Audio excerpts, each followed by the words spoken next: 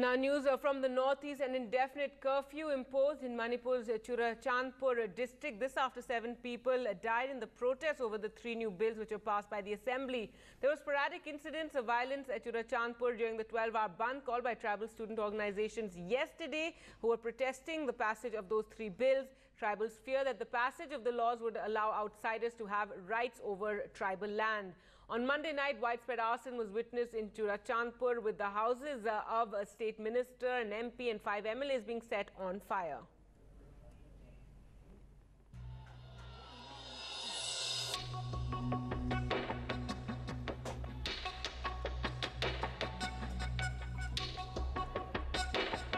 They don't have any resentment with the bill, which is under the aegis of ILP, but included with the MLR and LRA, which is Manipur Land Revenue and Land Reform Act, which the government is trying to grab the tribal lands.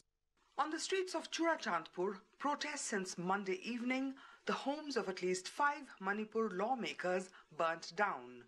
When a mob attacked a police station, police opened fire, killing 2 protesters. Elsewhere, security forces resorted to blank firing.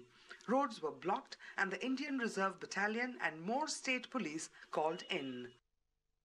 We are monitoring the situation in Manipur. We have discussion with the officials of the Manipur state and the chief minister.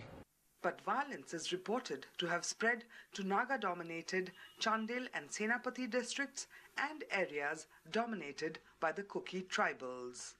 The government is wrong because it touched the land of the tribals, where the constitution has clearly states that any bill that has effect, the hill areas should be referred to the hill areas committee.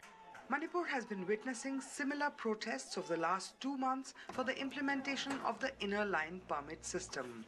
The latest protests were triggered by the passing of 3 bills during a special sitting of the State Legislative Assembly yesterday that allegedly allows non-tribals to access tribal land.